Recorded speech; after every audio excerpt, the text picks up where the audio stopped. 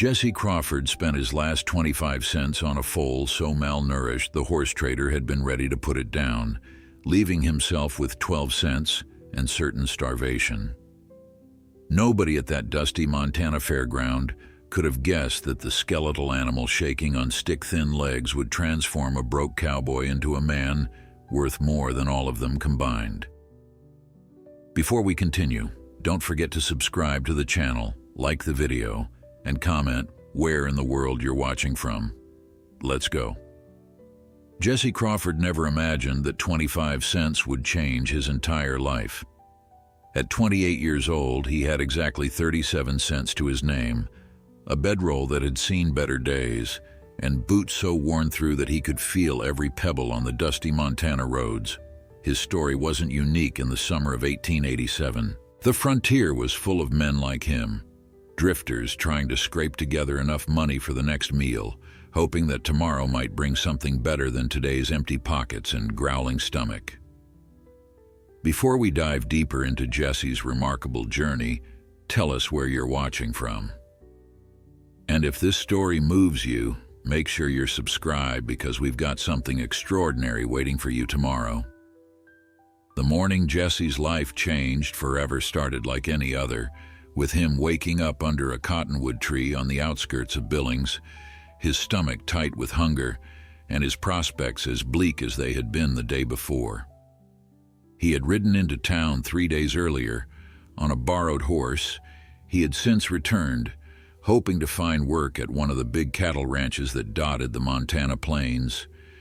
But the foreman had taken one look at his threadbare clothes and hollow cheeks and sent him away with sympathetic headshakes and empty promises to check back next month. Jesse knew what next month meant.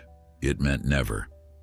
It meant they saw him as just another desperate cowhand in a territory overflowing with men looking for work. His father had been a cowboy too, one of the best bronc riders in Wyoming territory, until a bad fall from an unbroken Mustang had left him with injuries that never quite healed right. Jesse had watched his father fade over the course of 2 brutal winters, the light going out of his eyes as the pain became too much to bear. Before he died, his father had pressed his old pocket watch into Jesse's hands, the only thing of value the family owned, and told him something that had echoed in his mind ever since. Son, the measure of a man isn't in what he starts with, but in what he makes of what he's given. Jesse had sold that watch 6 months ago to pay for medicine for a sick child he had encountered on the road, a decision his empty stomach now questioned, even as his conscience remained clear. As the sun climbed higher that Montana morning, Jesse walked into town with his last 37 cents weighing heavy in his pocket. He needed food desperately, but he also needed to think practically about his next move. 37 cents could buy him a simple meal and maybe a night in a flophouse, but then what? He had been sleeping rough for 2 weeks now, taking odd jobs when he could find them, mucking stables for a meal here, mending fences for a few coins there. It was no way to live, but it was the only way he knew anymore. The town square was bustling with activity when he arrived, farmers and ranchers conducting business, women in their Sunday best despite it being a Thursday, children running between wagons with the kind of carefree energy that only comes from full bellies and safe homes. Jesse felt like a ghost moving among them, present but not really part of their world. He was about to head toward the general store to see if they needed any heavy lifting, done in exchange for food, when he heard the commotion near the livestock pens at the edge of town. A crowd had gathered around old Silas Cooperton, a horse trader known throughout the territory for his sharp dealing and sharper tongue. Silas was gesturing wildly at something in the pen behind him, his voice carrying across the square, with the practiced projection of a man who had spent his life selling things people didn't necessarily need. Jesse's curiosity, always stronger than his common sense, pulled him toward the gathering.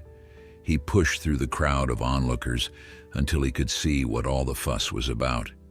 In the center of a small pen stood the sorriest-looking foal Jesse had ever seen. The poor creature was barely able to stand on legs that seemed too long and too thin for its undernourished body. Its coat, which might have been a beautiful dark gray under better circumstances, was dull and patchy, showing signs of malnutrition and neglect. The foal's ribs were visible beneath its skin, and its eyes, large and dark, and somehow still holding a spark of spirit despite everything, looked out at the crowd with a mixture of fear and defiant hope. The animal couldn't have been more than 3 months old, and Jesse could tell immediately that it had been separated from its mother too early, probably because the mother had died or been sold off. Silas was in the middle of what could only be described as an anti-sales pitch. "Folks, I'll be straight with you because that's the kind of man I am. This here foal is more trouble than it's worth. Been trying to get it to take to bottle feeding proper, but it's stubborn as the day is long. Probably won't make it through the winter if I'm being honest. Now I could take it out back and put it down humanely. Save everyone the trouble, or someone here can take it off my hands for whatever they're willing to pay. I'm talking pennies, folks. I just want to see if anyone's got a soft heart and a death wish for their time and money." The crowd laughed, but it was an uncomfortable sound. These were ranchers and farmers who understood the harsh realities of frontier life, who knew that sometimes an animal too weak to thrive was better off put down quickly than allowed to suffer. But there was something about the way that Foal stood there, legs shaking but head held high, that made even the hardest men in the crowd look away uncomfortably. Jesse felt something shift in his chest as he watched the little creature. He had been that foal once, standing alone and unwanted, with everyone expecting him to fail. Hell, he was still that foal, thin and desperate, and one bad day away from giving up entirely. 25 cents, Jesse heard himself say, his voice cutting through the murmurs of the crowd. The words had left his mouth before his brain could stop them, before he could think through the absolute insanity of what he was doing. He had 37 cents to his name, and he had just offered almost all of it for an animal that the most experienced horse trader in the territory had essentially declared worthless. The crowd turned to look at him, and Jesse felt heat rise in his face as he met their stares. Silas Cooperton's eyes narrowed as he sized up this scarecrow of a man who had just made an offer. "You got 25 cents?" Silas asked, skepticism dripping from every word. Jesse reached into his pocket and pulled out his last coins, counting them carefully in his palm before holding out 25 cents for everyone to see. The remaining 12 cents felt impossibly light in his other hand, the sum total of his future prospects. Silas looked at the money, then at Jesse, then at the foal, and something like pity crossed his weathered features. "Son, you sure about this? That animal's probably not going to make it a week, and you look like you could use a hot meal more than another mouth to feed." But Jesse was already moving toward the pen, drawn by something he couldn't explain and wouldn't have been able to put into words, even if someone had asked. He handed over the 25 cents to Silas, feeling the weight of his choice settle over him like a familiar coat. The old trader pocketed the money and shook his head. "Your funeral, son. Or rather, the foal's funeral. Good luck to you both. You're going to need it." Jesse stood outside the pen for a long moment, watching the foal watch him back with those impossibly large dark eyes that seemed to look straight through to his soul. The crowd had already begun to disperse, moving on to more interesting spectacles and more sensible business dealings. A few of the older ranchers had clapped him on the shoulder as they passed, their expressions a mixture of sympathy and disbelief, as if he had just volunteered to bail water out of a sinking ship with a teaspoon.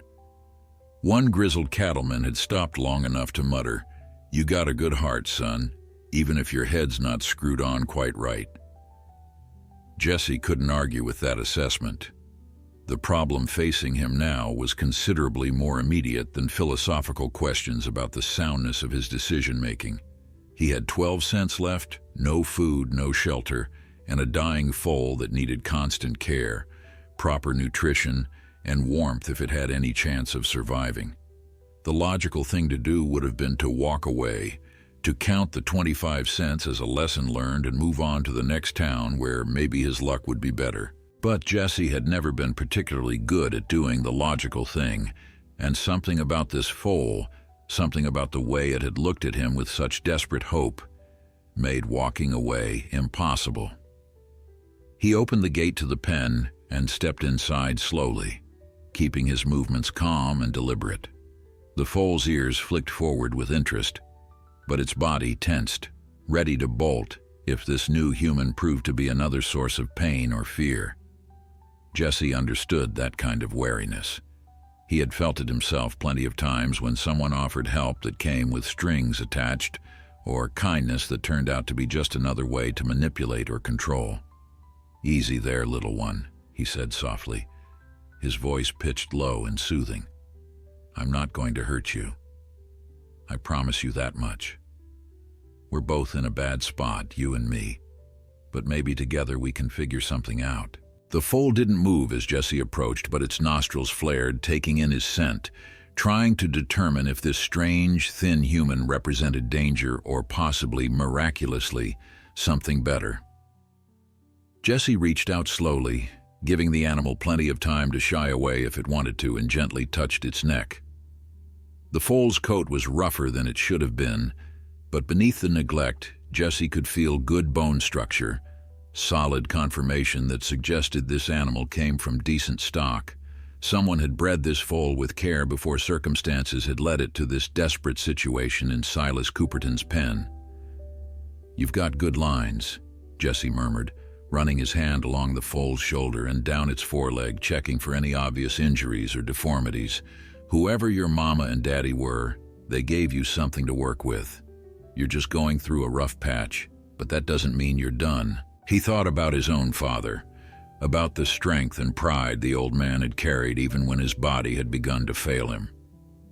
This foal had that same quality, that same stubborn refusal to give up, even when everything suggested giving up was the reasonable choice. Jesse knew he needed to get the foal somewhere safe and warm, and he needed to figure out how to feed it properly. 12 cents wasn't going to buy much, but it might be enough to get started if he was clever about it. He fashioned a makeshift lead rope from some old hemp twine he found near the pen, tied it gently around the foal's neck, and began leading the animal through town. The foal followed with halting, uncertain steps, its legs still shaky, but its spirit clearly stronger than its body. People stared as they passed, and Jesse heard more than a few comments about fools and their money, about bleeding hearts and hard lessons. But he kept his eyes forward and his jaw set. The boarding house where he had stayed 2 nights earlier was run by a widow named Mrs. Patterson, a stern-faced woman with iron-gray hair and a reputation for running a tight ship. She also happened to have a small stable behind her property, where she kept a milk cow and a few chickens. Jesse knew it was a long shot, but he had to try. Mrs. Patterson answered his knock with her usual no-nonsense expression, her eyes immediately dropping to the pitiful foal standing behind him. Before she could say a word, Jesse launched into the fastest, most persuasive speech of his life. "Mrs. Patterson, I know I don't have money for a room, but I've got a proposition for you. This foal here needs shelter and care, and I can provide the care if you can provide the shelter. I'll work for you in exchange, do any job you need done around the property, repairs, heavy lifting, cleaning, whatever you require. I'm a hard worker and I'm honest, and I swear to you this animal won't be any trouble. I just need a corner of your stable, and maybe, if you've got any milk to spare from your cow, just enough to keep this little one alive until I can figure out a more permanent situation." Mrs. Patterson looked at him for a long moment, her expression unreadable. Then she looked at the foal, and Jesse saw something flicker in her eyes, something soft beneath the stern exterior. "That animal's half dead already," she said bluntly. "What makes you think you can save it?" "I don't know if I can," Jesse admitted, because lying to this woman seemed like it would be both pointless and wrong. "But I know I have to try. Sometimes that's all any of us can do, right? Try, even when the odds are bad, even when everyone tells us we're wasting our time. The widow's mouth twitched, and Jessie realized with surprise that she was fighting back a smile. "You remind me of my late husband," she said finally. "He was always bringing home strays, animals, and people both. Drove me half crazy, but I suppose I never respected him more than when he was helping something helpless." She sighed, a sound that suggested she was about to do something against her better judgment. "You can use the far stall in my stable, and I'll spare what milk I can. But you work hard, you hear me? I've got a list of repairs as long as my arm, and if you're staying on my property, you're going to earn your keep and then some." Relief flooded through Jessie so powerfully that his knees almost buckled. "Thank you, Mrs. Patterson. I swear you won't regret this." She snorted. "I already regret it, but that's never stopped me before. Come on, let's get that poor creature settled before it falls over." As Jessie led the foal toward the stable behind the boarding house, he felt something he hadn't experienced in months, maybe years. It wasn't hope exactly, because hope seemed too grand a word for his situation. It was more like possibility, the faint sense that maybe the universe had a plan he couldn't see yet, that maybe spending his last 25 cents on a dying foal hadn't been the stupidest decision of his life. The foal pressed close to his side as they walked, and Jessie realized that for the first time since his father's death, he wasn't completely alone. The stable was cleaner than Jessie had expected, with fresh straw in the stalls and the warm, comforting smell of hay and animals. Mrs. Patterson's milk cow watched their arrival with mild curiosity, chewing her cud with the placid contentment of a creature whose life was predictable and secure.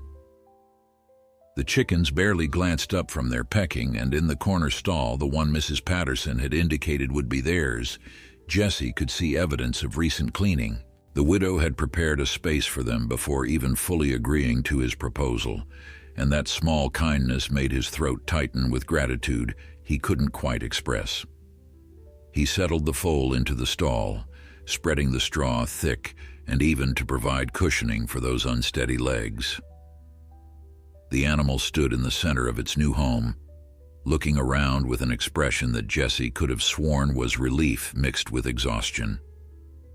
For the first time since he had seen the foal in Silas Cooperton's pen, it lowered its head slightly, some of the tension leaving its body as it registered that this place felt safer than where it had been.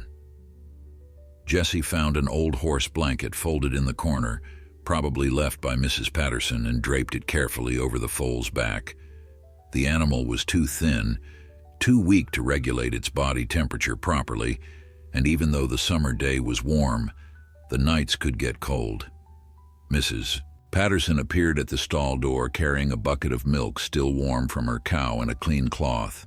Her expression was as stern as ever, but her actions spoke of a compassion she seemed determined not to acknowledge. "You'll need to feed it slow," she said, demonstrating how to soak the cloth in milk and let the foal suckle from it.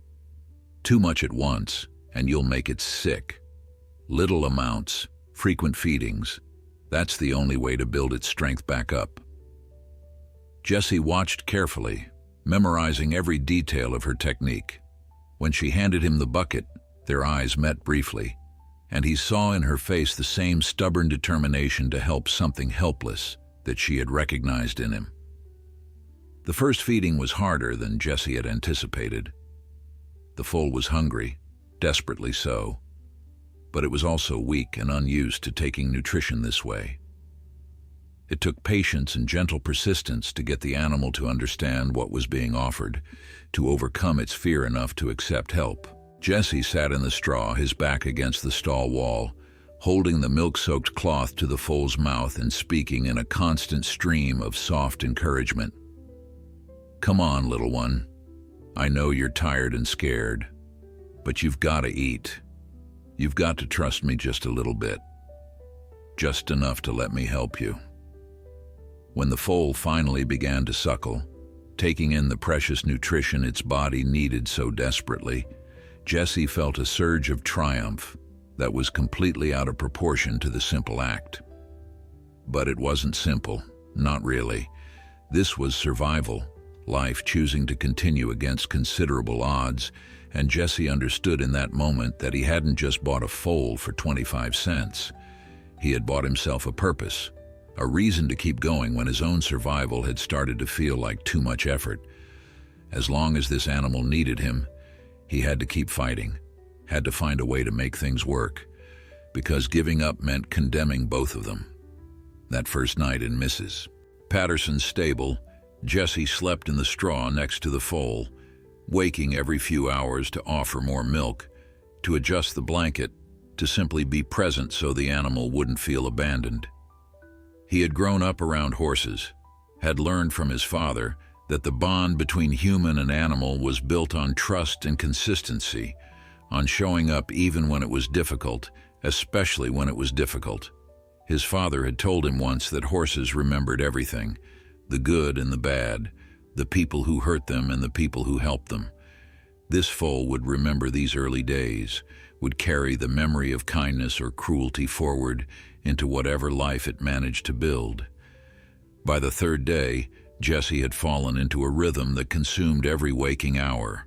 He rose before dawn to feed the foal, then spent the morning working on Mrs. Patterson's endless list of repairs. He mended fences, patched the roof of her chicken coop, fixed a broken step on her back porch, and cleared out a clogged drainage ditch.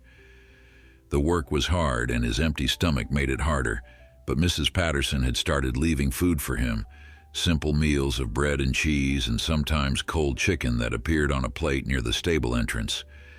She never mentioned it, and Jesse never thanked her directly, both of them maintaining the fiction that this was strictly a business arrangement. In the afternoons, after another feeding, Jesse would gently work with the foal, getting it used to human touch, teaching it to accept a halter, encouraging it to walk on increasingly steady legs around the small paddock behind the stable. He talked to the animal constantly, sharing his thoughts and fears and dreams in a way he had never been able to do with another human being. The foal couldn't judge him, couldn't tell him his dreams were too big for a man with 12 cents and no prospects. It just listened with those large dark eyes and gradually, miraculously began to grow stronger. "You need a name," Jesse said one evening as he brushed the foal's coat, watching with satisfaction as it began to regain some of its natural shine. "Can't just keep calling you little one forever." He thought about his father, about the values the old man had tried to instill in him despite their poverty and hardship. His father had believed in resilience, in the ability to get knocked down and get back up again, in fighting for what mattered even when the fight seemed hopeless. "Fortune," Jesse said suddenly, testing the name on his tongue. "I'm going to call you Fortune, because finding you felt like the first bit of good luck I've had in years, and because I believe you're going to bring us both better days." The foal, Fortune now, nickered softly and pressed its nose against Jesse's chest. The gesture was small but significant, a sign of trust beginning to form between them. Jesse wrapped his arms around Fortune's neck and allowed himself a moment of emotion he usually kept locked away. "We're going to make it," he whispered into the foal's mane. "I don't know how yet, but we're going to survive this, both of us. We're going to prove everyone wrong who said you weren't worth saving, who said I was a fool for trying." Outside the stable, the Montana summer evening settled over the land with the golden light that made everything look possible, even dreams as fragile as those carried by a broke cowboy and a 25-cent foal who refused to die. 3 weeks after Jesse had made the purchase that everyone assured him would be his biggest regret, Fortune had transformed in ways that seemed almost miraculous. The foal's ribs no longer showed through its coat, which had begun to shine with the deep gray luster that hinted at the magnificent animal it might one day become. Fortune's legs, once so wobbly and uncertain, now carried it around the paddock with increasing confidence and even occasional bursts of playful energy that made Jesse's heart soar. The large dark eyes that had first captured Jesse's attention now gleamed with intelligence and curiosity rather than fear and desperation. Mrs. Patterson had started spending more time at the stable, ostensibly to check on her cow and chickens. But Jessie noticed how her gaze always drifted to Fortune, how her stern expression softened when she watched the foal interact with him. One morning she appeared with a worn but serviceable saddle blanket and a proper leather halter that had clearly belonged to a young horse. "These were my sons," she said abruptly, her voice gruff with emotion she didn't want to examine too closely. "He died of fever 20 years ago. Wasn't much older than your foal there. Been in storage ever since. Figured they might as well get used again rather than collecting dust and memories." Jessie took the items with reverence, understanding the weight of what was being offered. This wasn't just equipment. It was trust. A connection to Mrs. Patterson's past being extended into an uncertain future. "Thank you," he said simply, knowing that more words would only make the moment awkward for a woman who clearly preferred action to sentiment. "Your son would be proud to know his things are helping another young one get a start in life." She nodded once sharply and turned away, but not before Jessie saw the glisten of tears she refused to acknowledge. The work Jessie did for Mrs. Patterson had expanded beyond simple repairs. She had begun sending him into town on errands, trusting him to conduct business on her behalf, to negotiate with shopkeepers, and carry messages to her various acquaintances. These trips gave Jessie opportunities to hear the gossip and news that flowed through Billings, and it was on one such trip that he first heard about the upcoming territorial fair. The fair was a major event, drawing people from hundreds of miles around to compete in everything from livestock showing to bronc riding to foot races. But what caught Jessie's attention was the mention of horse racing, specifically a race for young horses, 2-year-olds and under, with a prize purse that made his breath catch in his throat. $500 for first place, the mercantile owner was telling a customer when Jessie entered to pick up Mrs. Patterson's order. "It's meant to encourage breeding better stock in the territory. They want to see what kind of quality horses we're producing out here. Course, most of the entries will be from the big ranches, folks who can afford to raise and train proper racehorses. But it's open to anyone who thinks they've got an animal with the speed and stamina to compete." $500 represented more money than Jessie had ever possessed at one time in his entire life. It represented stability, opportunity, the chance to actually build something instead of just surviving day to day. But more than that, it represented validation, proof that Fortune was worth more than the 25 cents everyone had said was too much. The race was 4 months away in early October before the weather turned. Fortune would be about 7 months old by then, young, but not impossibly so for a short race designed for developing horses. The question wasn't whether Fortune could be ready, Jessie realized. The question was whether he could get them both ready, whether he could transform a rescued foal and a broke cowboy into legitimate competitors. That evening, Jessie laid out his plan to Mrs. Patterson over the simple supper she had started insisting he share with her. The pretense that he was just a hired hand had gradually eroded into something more like family, though neither of them would have used that word. She listened without interrupting as he described the race, the prize money, his belief that Fortune had the bloodlines and the spirit to compete if given proper training and nutrition. When he finished, she sat quietly for a long moment, her weathered hands folded on the table, her eyes studying him with an intensity that made him nervous. "You're asking if you can stay on here through October, train that foal on my property, continue working in exchange for keeping board," she said finally. Jessie nodded, his heart pounding. "And if Fortune places in the race," he added, "I'd want to give you 20% of any winnings. You've made this possible, Mrs. Patterson. Without you, Fortune would be dead, and I'd be halfway to nowhere by now." The widow's expression remained neutral, but Jessie had learned to read the subtle signs that indicated her thoughts. The slight softening around her eyes meant she was pleased. The tiny upward twitch of her mouth meant she was fighting approval. The way she looked down at her hands meant she was about to agree but wanted to maintain the appearance of stern practicality. 20% is more than fair, she said. But I want 30%, and I want to help with the training. I know horses, boy, probably better than you do, considering I've been around them since before your father was born. If we're going to do this, we're going to do it right, which means proper nutrition, systematic training, and teaching that foal not just to run fast, but to run smart. Jesse felt a grin spread across his face, the first genuine expression of joy he could remember experiencing in months. "Deal," he said, extending his hand across the table. Mrs. Patterson shook it firmly, her grip still strong despite her age. "We're going to need help," she said, her mind already working through logistics. "I know a retired jockey, lives about 10 miles from here. Owes me a favor from way back. He can teach you about racing strategy, how to position yourself, when to make your move. And we'll need to improve Fortune's diet, add some oats and molasses to build muscle and energy." Over the next weeks, Jesse's life took on a new intensity and purpose that consumed every waking moment.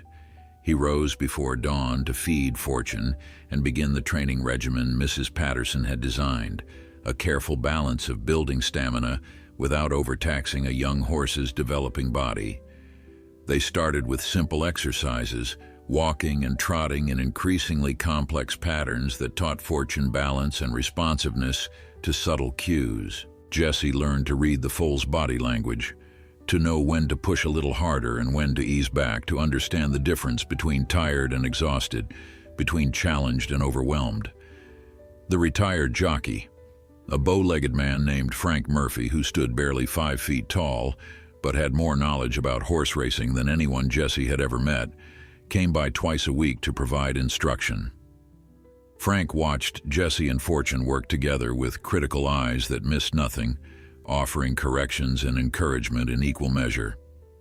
"You've got a natural seat," he told Jesse after their third session, "and that foal, once it fills out proper, has the conformation for speed. Long legs, deep chest, good hindquarters. But natural ability only gets you so far in racing. The difference between winning and losing often comes down to strategy, to knowing your competition and playing to your strengths while exploiting their weaknesses." As summer faded into autumn and the Montana air took on the crisp edge that promised winter's approach, Fortune continued to develop in ways that exceeded even Jesse's most optimistic hopes.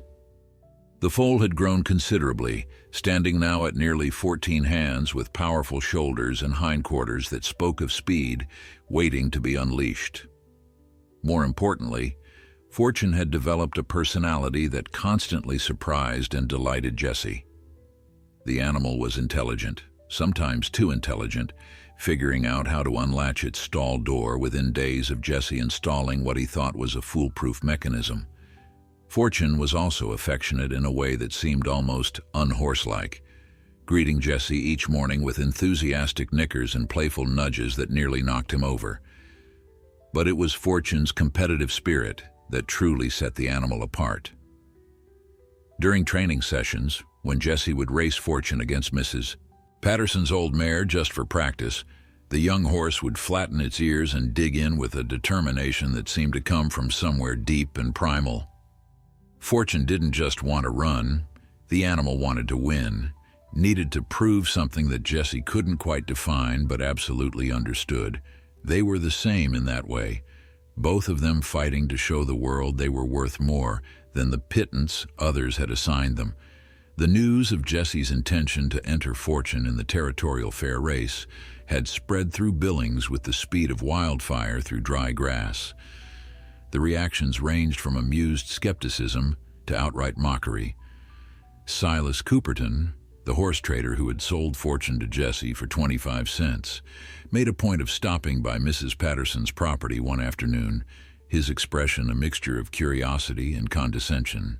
"I heard you're planning to race that worthless foal I sold you," he said, leaning against the paddock fence and watching Fortune move through a training exercise. "Jesse, That animal was half dead when you bought it. You've done a decent job nursing it back to health, I'll give you that, but racing? Against proper bloodstock from established breeders? You're setting yourself up for humiliation." Jesse continued working with Fortune, not breaking rhythm to acknowledge Cooperton's words. The old trader's dismissal stung, but it also fueled something fierce and stubborn in Jesse's chest. "Maybe," he said finally, his voice even, "or maybe you never saw Fortune's true potential because you were too busy writing the animal off. Funny how that works, isn't it? How we sometimes can't see value in something just because it doesn't look the way we expect it to." Cooperton snorted, but there was something uncertain in his expression as he watched Fortune complete a tight turn with grace and power. "That animal's got decent form, I'll admit," he said grudgingly, "but form doesn't win races. Heart does, and you can't train heart into a horse." Jesse finally stopped and turned to face the trader, his hand resting on Fortune's neck. "You're absolutely right," he said. "You can't train heart, but Fortune already has it. That's what you couldn't see when you had the animal in your pen, too weak to stand properly but still fighting to survive. Fortune's heart is what's going to carry us across that finish line, Mr. Cooperton. The form is just the vehicle." The old trader left shortly after, but not before casting one more long look at Fortune, and Jesse could have sworn he saw something like regret in the man's eyes. Not everyone was skeptical. Frank Murphy had become increasingly enthusiastic about Fortune's prospects as the training progressed. "I've seen a lot of young horses in my time," he told Jesse and Mrs. Patterson one evening as they watched Fortune cool down after a particularly intense session, "and I can tell you with complete honesty that this one has something special. The speed is there, obviously, but what really impresses me is the intelligence. Fortune understands the concept of racing, of competing. When you position yourself at a starting line, that horse knows what's about to happen and gets excited about it. That's rare in such a young animal." Mrs. Patterson, who had been silent during most of Frank's visits, spoke up with a question that had clearly been on her mind. "What are Fortune's chances? Really, honestly, what do you think?" Frank considered the question carefully, his experienced eyes studying Fortune with the intensity of someone who had spent a lifetime evaluating horseflesh. "Against the kind of competition that will be at the territorial fair, horses bred specifically for racing, trained from birth for this purpose, I'd say Fortune has maybe 1 chance in 10 of placing in the top 3. Those aren't great odds, but they're not impossible ones either. The real advantage Fortune has is that everyone will underestimate the animal. They'll see a formerly malnourished foal trained by a broke cowboy and an elderly widow, and they'll dismiss Fortune completely. That kind of underestimation can be a powerful weapon if you use it right." The mention of odds brought Jesse face to face with a reality he had been avoiding. 1 chance in 10 meant 9 chances in 10 of failure, of walking away from the race with nothing to show for months of backbreaking work except the knowledge that he had tried and come up short. But even as that thought formed, he found himself rejecting it. Fortune had beaten worse odds than 1 in 10 simply by surviving, they both had. And if there was one thing Jesse's father had taught him, it was that the measure of a man wasn't in never failing, but in refusing to let failure define him. As October approached and the date of the territorial fair drew near, Jesse began to encounter the competition in various ways. Other horses entered in the race would appear at the practice track on the edge of town, magnificent animals with sleek coats and obvious conditioning, accompanied by professional trainers who looked at Jesse and Fortune with barely concealed amusement. One such encounter brought Jesse face to face with Thomas Blackwell, the son of the wealthiest rancher in the territory and the owner of a stunning bay colt that was widely considered the favorite to win. Blackwell was everything Jesse was not: well-dressed, well-fed, confident in the way that only comes from never having worried about where the next meal will come from. He rode over to where Jesse was walking Fortune after a training session, his expression a mixture of curiosity and superiority. "So you're the one everyone's talking about," he said, his voice carrying that particular tone of amused condescension that wealthy men often use when addressing those they consider beneath them. "The cowboy with the miracle foal." Jesse nodded, refusing to be intimidated by Blackwell's obvious advantages. "Fortune and I are entering the race, yes, if that's what you mean." Blackwell's eyes swept over Fortune with the practiced assessment of someone who had grown up around quality horses. "I'll give you credit," he said. "You've done well with what you had to work with. That animal was dead last time I saw it in Cooperton's pen. But surely you realize you're outmatched here. My colt Thunder comes from a line of champions. He's been in professional training since birth. This isn't some feel-good story where the underdog miraculously triumphs. This is serious competition with serious stakes." Jesse felt Fortune shift beside him, the animal's ears flicking back in response to the tension it sensed in Jesse's body. "I appreciate the advice," Jesse said carefully, working to keep his voice neutral. "But Fortune and I didn't come this far to give up before the race even starts." Blackwell's expression hardened slightly, as if Jesse's refusal to be cowed was somehow insulting. "Suit yourself," he said, "but don't say I didn't warn you when Thunder leaves you eating dust." As Blackwell rode away, Jesse pressed his face against Fortune's neck, drawing strength from the solid warmth of the animal he had saved and who had, in turn, saved him. "Let them underestimate us," he whispered. "Let them think we don't belong. We'll show them what 25 cents of faith and months of hard work can accomplish." The week before the territorial fair brought a crisis that threatened to derail everything Jesse and Mrs. Patterson had worked toward. Fortune developed a slight limp in the right foreleg. Nothing dramatic, but enough to make Jesse's stomach drop when he noticed it during their morning training session. He immediately stopped the workout and examined the leg carefully, running his hands over every inch from shoulder to hoof, searching for heat or swelling or any sign of serious injury. Fortune stood patiently during the examination, occasionally turning to look at Jesse with those intelligent dark eyes, as if asking what all the fuss was about. Mrs. Patterson appeared at the paddock fence, her expression grave.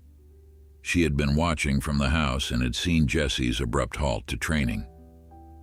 "How bad is it?" she asked, though her tone suggested she already feared the answer. Jesse straightened up, his mind racing through possibilities. "I can't find anything obvious, no heat, no swelling, no cuts or punctures, but there's definitely something not right. The gait is off, favoring that leg just slightly." Mrs. Patterson was already moving toward the stable. "I'll send word to Dr. Henderson. He handles livestock as well as people, and he owes me a favor from when I nursed his daughter through scarlet fever last winter." Doc Henderson arrived within 2 hours, a portly man with kind eyes and hands that were surprisingly gentle given their size. He conducted his own thorough examination of Fortune's leg while Jesse stood nearby, his anxiety manifesting in the way he couldn't stop moving, shifting his weight from foot to foot like a nervous father outside a birthing room. The doctor took his time, manipulating the leg through its full range of motion, watching Fortune's reactions, feeling for abnormalities that might not be visible to the untrained eye. Finally, he straightened up and wiped his hands on a cloth Mrs. Patterson had provided. "Good news and bad news," Doc Henderson said, his tone measured and professional. "The good news is there's no serious injury, no torn ligaments or broken bones or anything that would permanently sideline this animal. The bad news is there's significant inflammation in the fetlock joint, probably from overtraining. You've been pushing this young horse hard, and young joints can only take so much stress before they start to complain." Jesse felt his heart sink even as relief washed over him. "So Fortune can race?" he asked, hearing the desperation in his own voice. The doctor's expression was sympathetic but firm. "Not in a week, no. This horse needs rest. Complete rest. For at least 10 days to let that inflammation resolve. Cold compresses twice daily, restricted movement, No training whatsoever. If you push through this, you risk turning a minor problem into a career-ending injury. 10 days would put them past the territorial fair by 3 days. Jesse felt the weight of that reality settle over him like a physical burden. All the months of work, all the hope and planning and dreaming threatened to slip away because he had pushed too hard, asked too much of an animal he loved. Mrs. Patterson's hand on his shoulder was steady and warm. "We did our best, Jesse," she said quietly. "Sometimes our best isn't enough, and we have to accept that." But Jesse was already thinking, his mind refusing to accept defeat, even as logic told him there was no alternative. "Is there any way to speed up the healing?" he asked Doc Henderson. "Anything we can do to get Fortune ready just a few days earlier?" The doctor shook his head. "Nature has its own timeline, son. You can support the healing process, but you can't rush it without risking permanent damage. I know this race means a lot to you, but it's not worth crippling a good horse." Jesse nodded, accepting the truth even as it broke his heart. After Doc Henderson left with instructions for care and a promise to check on Fortune in a few days, Jesse sat in the straw of Fortune's stall and let himself feel the full weight of disappointment. The foal came over and nuzzled his hair, as if trying to offer comfort, and Jesse wrapped his arms around Fortune's neck. "I'm sorry," he whispered. "I pushed you too hard. This is my fault." Mrs. Patterson found him there an hour later, still sitting in the straw with Fortune standing guard over him like a protective parent. She lowered herself down to sit beside him, grunting slightly with the effort. Her voice when she spoke was softer than he had ever heard it. "You know what I see when I look at you and this horse," she said. "I see two survivors who found each other when they both needed saving. I see loyalty and dedication and the kind of courage it takes to believe in something when everyone tells you you're a fool. The race doesn't change any of that, Jesse. Whether Fortune runs or not, whether you win or lose, you've already accomplished something remarkable. You took an animal that was supposed to die and turned it into a beautiful, healthy, spirited creature that any horseman would be proud to own." "But it's not just about Fortune," Jesse said, his voice rough with emotion. "It's about proving we're worth more than 25 cents, about showing everyone who laughed at us that they were wrong." Mrs. Patterson was quiet for a moment, and when she spoke again, her words carried the weight of hard-won wisdom. "The only person you need to prove anything to is yourself," she said, "and seems to me you've already done that.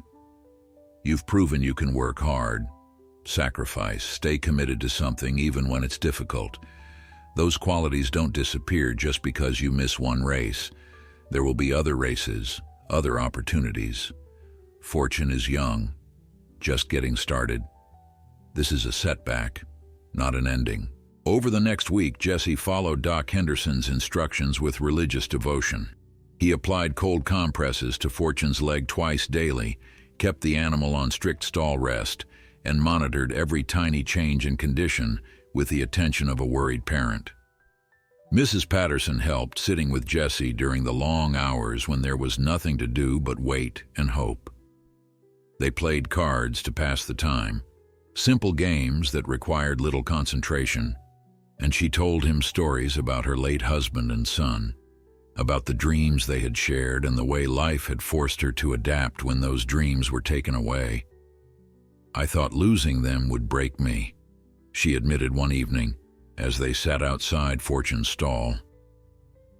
"And maybe it did for a while. But eventually I realized that broken things can be mended, and sometimes they're stronger in the places where they broke." On the day the territorial fair opened, Jesse couldn't bring himself to go into town. The thought of watching other horses race, of seeing Thomas Blackwell's Thunder probably claim the victory that might have been Fortune's, was too painful to contemplate. Instead, he spent the day working around Mrs. Patterson's property, throwing himself into physical labor that left little room for thought or regret. He repaired a section of fence that had been on her to-do list for months, reorganized the entire stable, and chopped enough firewood to last through the winter.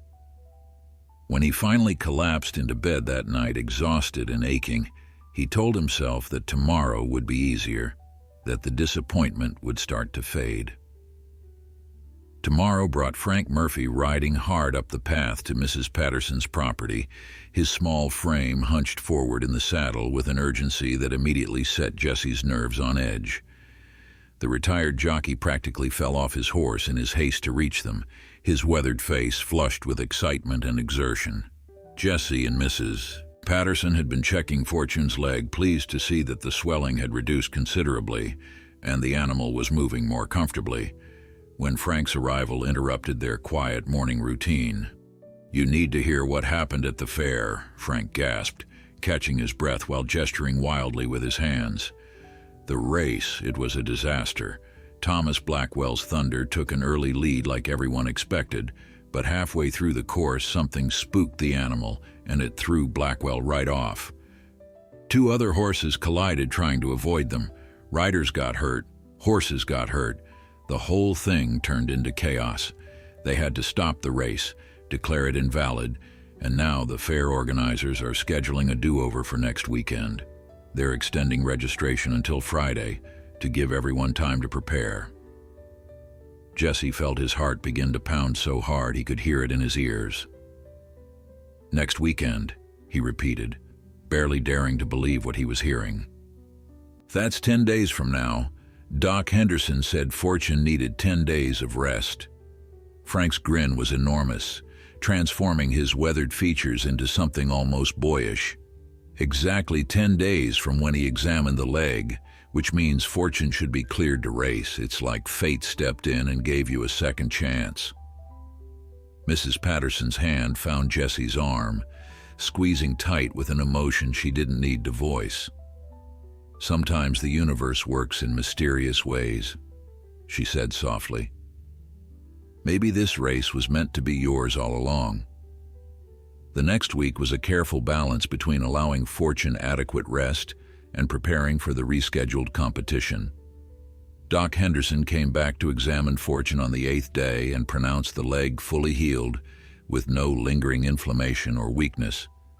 But he cautioned against aggressive training, recommending light work to rebuild conditioning without risking re-injury. Jesse followed the doctor's advice with meticulous care, gradually increasing Fortune's activity while watching constantly for any sign of discomfort or favoring of the leg.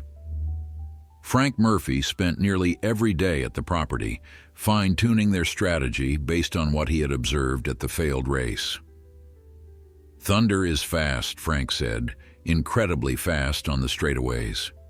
But Blackwell pushes the horse too hard at the start, trying to establish dominance early. That's probably what made Thunder so nervous when something unexpected happened. Your advantage with Fortune is patience and adaptability. Let the aggressive racers burn themselves out trying to take the lead.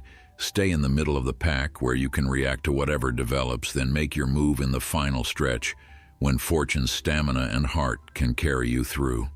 Jesse absorbed every piece of advice, every tactical insight, storing them away like precious jewels. He practiced starts from standing positions, teaching Fortune to explode forward with controlled power rather than frantic energy. They worked on maintaining steady pacing, on responding to subtle cues that would allow them to adjust speed and position without wasting movement or momentum.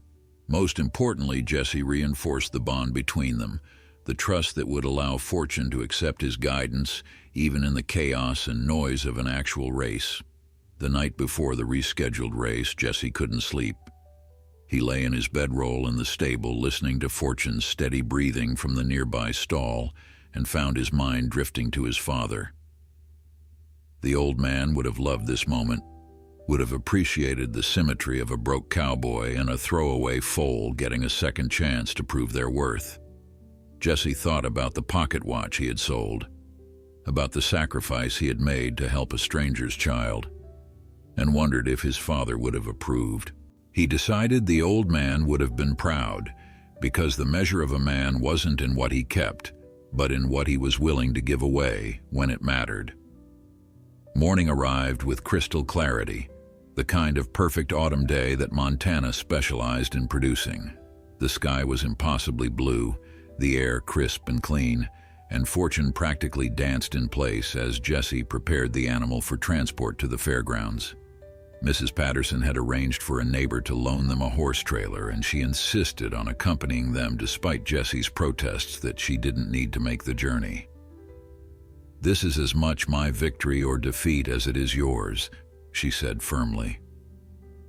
"I've invested time and money and more emotion than I care to admit into this venture. I'll be there to see how it turns out." The fairgrounds were even more crowded than Jesse had anticipated, with what seemed like half the territory turned out to watch the rescheduled race. Word had spread about the dramatic failure of the first attempt, and people were eager to see if the second race would provide the excitement they had been denied. Jesse led Fortune through the crowds, acutely aware of the stares and whispers that followed them. He recognized the pattern now, the initial dismissal when people saw his worn clothes and Fortune's unremarkable appearance, followed by surprised reassessment when they looked closer and noticed the quality beneath the humble exterior. Thomas Blackwell was already at the staging area when Jesse arrived, his expression significantly less confident than their previous encounter. Thunder looked magnificent as always, but there was a tension in the way Blackwell handled the horse that suggested the earlier accident had shaken both rider and animal. When Blackwell saw Jesse and Fortune, something complicated passed across his face, recognition that the race he had dismissed as beneath his notice might actually present a real challenge. "You made it after all," Blackwell said, his tone carefully neutral. "I heard your horse was injured." "Fortune's fine now," Jesse replied, keeping his voice even and his attention focused on preparing his animal. "Just needed some rest, that's all." Blackwell nodded slowly, and for a moment they stood in silence that carried the weight of their different worlds, different advantages, different dreams, all converging on the same finish line. The other competitors began to arrive, 7 horses in total, including Fortune and Thunder. Jesse recognized some of them from practice sessions at the public track, quality animals with professional training and obvious pedigree. This was the moment Frank Murphy had prepared him for, when Fortune's lack of fancy bloodlines and Jesse's lack of racing experience would either prove to be fatal disadvantages or would simply not matter in the face of heart and determination. Jesse ran his hand along Fortune's neck, feeling the powerful muscles that had developed over months of careful training, the strength that had grown from that first weak, malnourished foal who everyone had written off as already dead. Mrs. Patterson appeared at his side, her expression stern but her eyes soft with emotion she would never voice. "You've done everything you could," she said quietly. "Win or lose, you've already accomplished more than most people do in a lifetime. You took something broken and made it whole, took something worthless and proved it was priceless. That's not nothing, Jesse. That's everything." Jesse nodded, not trusting himself to speak. The race officials were beginning to call competitors to the starting line, and the moment he had been working toward, dreaming about, sacrificing for, was finally, terrifyingly, here. The starting line stretched across the fairground's main track, a quarter-mile straightaway that would test both speed and stamina in ways that separated true competitors from merely fast horses. Jesse positioned Fortune in the middle of the lineup, following Frank Murphy's advice to avoid the chaos that often erupted at the edges where aggressive riders jockeyed for position.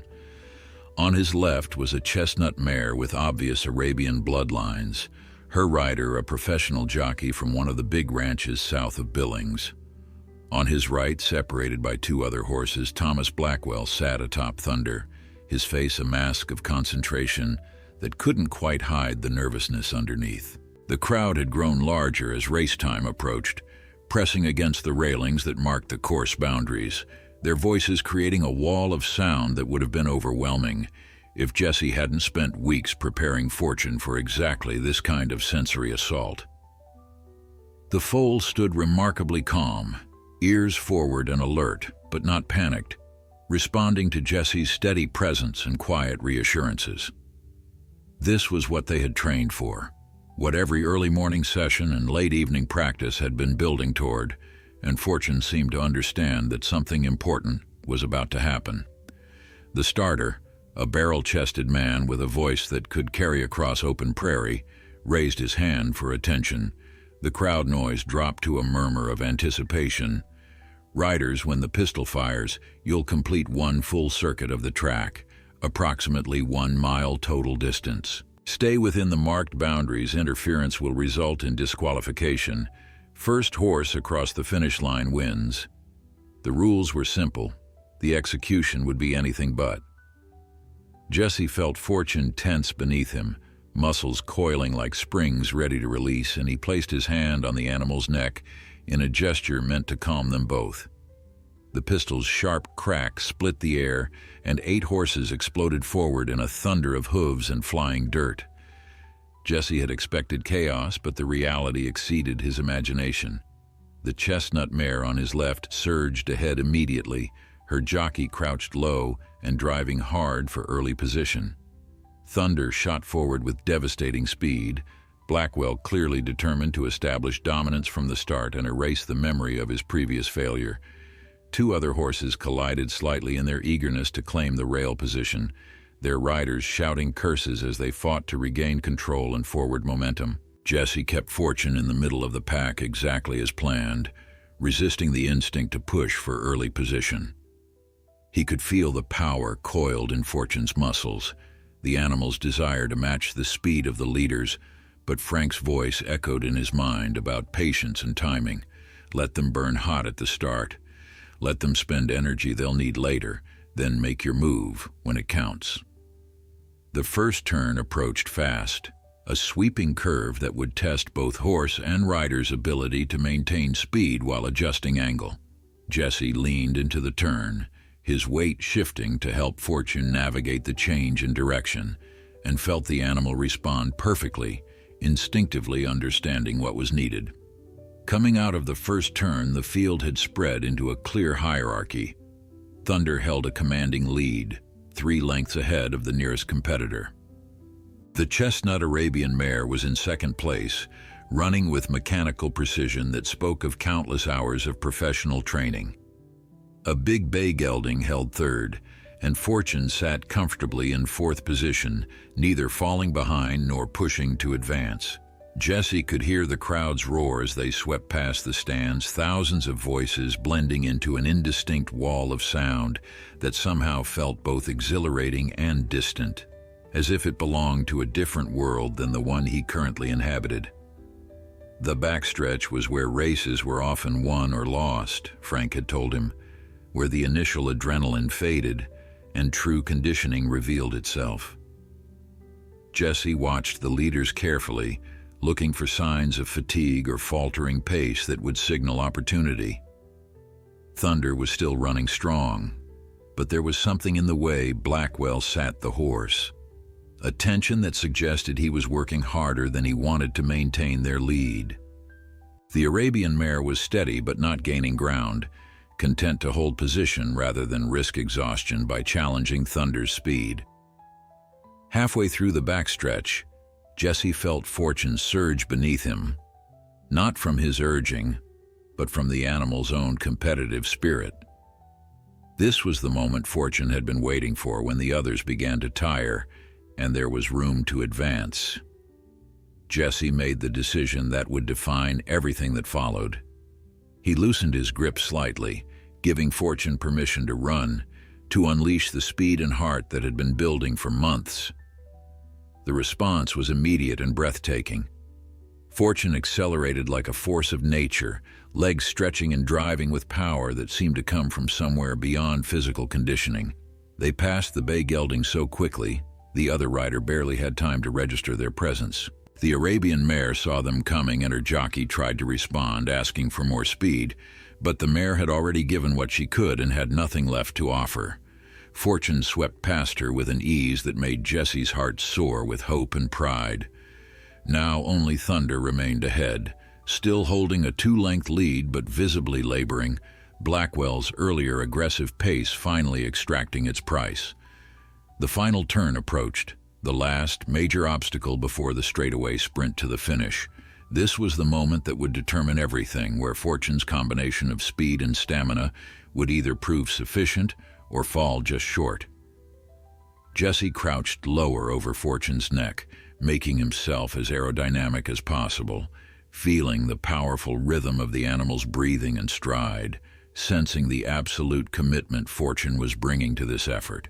They entered the turn still in second place, but gaining with every stride, and Jesse could see Blackwell glance back, his expression shifting from confidence to concern as he realized the race he thought he controlled was slipping away. Coming out of the final turn onto the home stretch, Thunder's lead had shrunk to less than a length. The crowd was on its feet now, screaming with an intensity that Jesse could feel vibrating through the ground beneath Fortune's pounding hooves. 100 yards to the finish line, and Fortune was still accelerating, still finding reserves of strength and determination that defied explanation. Thunder was faltering, not dramatically but enough.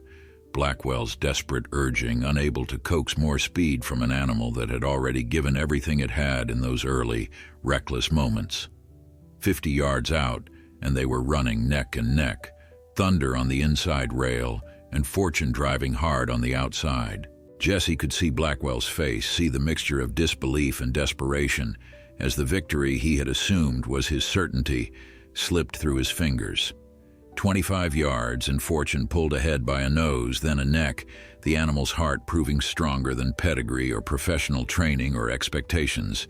The finish line rushed toward them, and Fortune crossed it a full length ahead of Thunder, followed by the Arabian mare a distant third. The roar of the crowd was deafening as Jesse pulled Fortune back to a canter, then a trot, his own heart pounding so hard he thought it might burst from his chest. They had won. Against all odds, against every expectation and dismissal and moment of doubt, they had won. Mrs. Patterson reached them first, moving faster than Jesse had ever seen her move. Her stern face transformed by tears she made no effort to hide. She grabbed Fortune's bridle with one hand and Jesse's leg with the other, unable to speak through the emotion that had overcome her usual stoic reserve. Frank Murphy was right behind her, whooping and hollering like a man half his age, his weathered face split by a grin so wide it seemed to encompass the entire horizon. "We did it," Jesse kept repeating, the words feeling inadequate for the magnitude of what had just occurred. "We actually did it." The race officials approached with the formality befitting the moment, carrying papers that needed signing and a purse that contained $500 in real currency. Jesse's hands trembled as he accepted the money. More wealth than he had ever held, more security than he had dared dream about when he was sleeping under cottonwood trees and wondering where his next meal would come from. The head official, a distinguished gentleman with silver hair and a kind smile, shook Jesse's hand with genuine warmth. "That was the finest display of horsemanship and heart I've seen in 20 years of organizing these races," he said. "You and that animal have something special, son. Don't let anyone tell you different." Thomas Blackwell approached as the officials departed, his expression difficult to read. Thunder stood behind him, sides heaving from exertion, still a magnificent animal despite the defeat. For a long moment, Blackwell just looked at Jesse and Fortune, and Jesse braced himself for anger or excuses or accusations of luck. But when Blackwell finally spoke, his voice carried a surprising quality of respect mixed with humility. "I underestimated you," he said simply, "both of you. That was masterful riding and an exceptional horse. I let my pride blind me to what you had accomplished, and I paid the price for that arrogance." He extended his hand, and after a moment's hesitation, Jesse shook it. The gesture felt significant, a bridge being built between two men from vastly different worlds who had just learned they had more in common than either had realized. The celebration that followed was unlike anything Jesse had experienced. Strangers congratulated him, slapping his back and wanting to hear the story of how he had acquired Fortune. When they learned about the 25-cent purchase from Silas Cooperton, the story spread through the fairgrounds like wildfire. growing more dramatic with each retelling. Silas himself appeared eventually, his expression a mixture of chagrin and grudging admiration. "Seems I made a poor business decision selling you that foal," he admitted.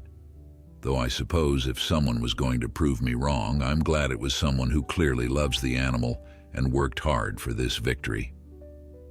As the afternoon wore on and the excitement began to settle, Jesse found himself sitting quietly with Mrs. Patterson and Frank Murphy, watching Fortune graze peacefully in a temporary paddock as if the animal hadn't just accomplished something remarkable. Mrs. Patterson was methodically counting out her 30% of the winnings, $150 that would provide comfort and security for a widow who had given so much to make this moment possible. "That leaves you with $350, she said, pressing the bills into Jesse's hands. "More than enough to buy proper equipment, maybe even put a down payment on some land of your own if you're smart about it." Jesse looked at the money, thought about all the ways it could transform his life, and made a decision that surprised even himself. He counted out $100 and handed it to Frank Murphy, whose eyes went wide with shock and protest. "Frank, without your training and expertise, we never would have had a chance," Jesse said firmly. "This is your share and you earned every penny of it, any of." The old jockey tried to refuse, arguing that he had only done what friends do for each other, but Jesse insisted with the same stubborn determination that had carried him through months of preparation. Eventually, Frank accepted the money with tears in his eyes and a promise to use it to finally fix the roof on his cabin that had been leaking for 3 winters. That evening, after Fortune had been fed and groomed and settled into Mrs. Patterson's stable for a well-deserved rest, Jesse sat on the porch of the boarding house and tried to process everything that had changed in a single afternoon. $250 remained from his winnings, enough to fundamentally alter his circumstances if he was careful and smart. But more than the money, more than the vindication of proving Fortune's worth, Jesse felt a shift in how he saw himself and his place in the world. He was no longer the broke cowboy sleeping under trees and wondering where his next meal would come from. He was a horseman with demonstrated skill, a man who had taken something everyone else had written off and transformed it into a champion. Mrs. Patterson joined him on the porch, bringing coffee and the comfortable silence that had developed between them over months of shared purpose. "What are you going to do now?" she asked eventually. "Now that you've proven what needed proving?" Jesse considered the question carefully, watching the Montana sunset paint the sky in shades of orange and gold that made everything seem possible. "I want to build something," he said finally. "Not just for me, but for horses like Fortune, animals that get overlooked or written off because they don't look right or come from the right bloodlines. I want to create a place where potential matters more than pedigree, where heart counts for more than appearances." The idea had been forming in his mind throughout the day, crystallizing as he watched people's reactions to Fortune's victory. There were other horses out there like Fortune, animals with talent and spirit trapped in circumstances that prevented them from showing what they could do. And there were other people like him, individuals whose potential was buried beneath poverty or bad luck or others' low expectations. What if he could bring them together, create opportunities where none had existed before? Mrs. Patterson nodded slowly, a small smile playing at the corners of her mouth. "That sounds like something worth doing," she said. "And it sounds like something you're going to need help with. I've got this property, more land than one old woman needs. Maybe we could be partners in this venture of yours." The offer took Jesse's breath away. Partnership meant permanence, roots, belonging in a way he had never experienced since his father's death. It meant building something that would outlast them both, creating legacy rather than just survival. "I would be honored," he said, his voice thick with emotion he didn't try to hide. Together they sat in the gathering darkness, planning and dreaming, two people who had found in each other and in a 25-cent foal something neither had known they were searching for: purpose, connection, and the profound satisfaction that comes from proving that worth isn't determined by starting circumstances, but by the courage to keep trying when everyone says you should quit. Inside the stable, Fortune dozed peacefully, unaware that the life saved for 25 cents had just become the foundation for something much larger than either Jesse or Mrs. Patterson could fully imagine yet. The money from the race would buy equipment and improvements, but the real prize was the transformation that had occurred, the shift from surviving to thriving, from being dismissed to being respected, from hopelessness to possibility. As the stars emerged over the Montana plains, Jesse felt his father's presence in a way he hadn't since the old man's death, as if the universe was acknowledging that the lessons about persistence and character and the true measure of a man had finally taken root and borne fruit worth celebrating. 5 years after that momentous race at the Territorial Fair, Jesse Crawford stood in front of the newly painted sign that hung over the entrance to his property, Crawford Ranch, home of second chances. The name had been Mrs. Patterson's idea, though she had passed away the previous winter at the age of 73, her final month spent watching with satisfaction as the dream she and Jesse had built together flourished beyond either of their original expectations. She had left him the property in her will, along with a letter that he kept in his father's old pocket watch case. The watch itself having been repurchased from the family who had bought it, a gift from Mrs. Patterson on his 30th birthday. The ranch had grown considerably from those early days. What had started as a simple stable behind a boarding house had expanded into a proper training facility with multiple barns, paddocks, and a quarter-mile practice track that attracted horsemen from across the territory. But Crawford Ranch wasn't primarily about producing champions, though they had certainly done that.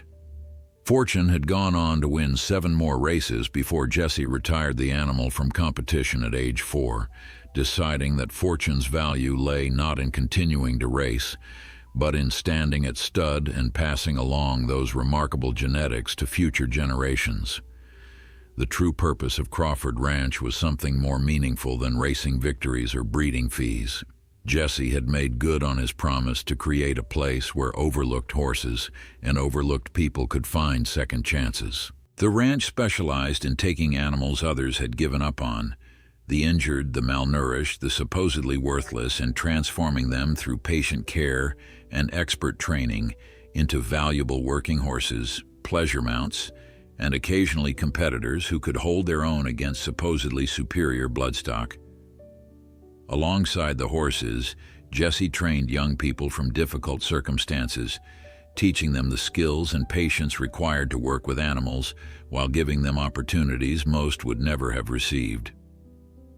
Frank Murphy had become Jesse's partner in the training operation, his expertise with young horses proving invaluable as their reputation grew. The old jockey had finally retired from his solitary life and moved into a cottage on the property, where he spent his days teaching the next generation of horsemen the lessons he had learned over a lifetime in the saddle. Thomas Blackwell, surprisingly, had become one of their most enthusiastic supporters, sending horses to Crawford Ranch for training and referring other wealthy ranchers who could afford to pay top dollar for Jesse's services.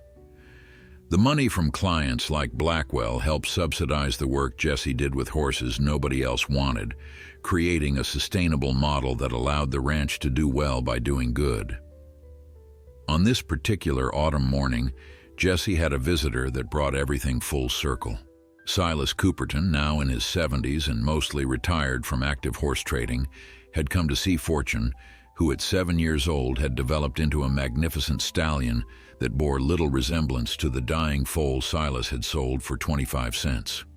The old trader stood at the paddock fence, watching Fortune move with the powerful grace that had become his trademark, and shook his head in wonder. "I've been in the horse business for 50 years, Silas said, his voice carrying the weight of accumulated experience and hard-earned wisdom.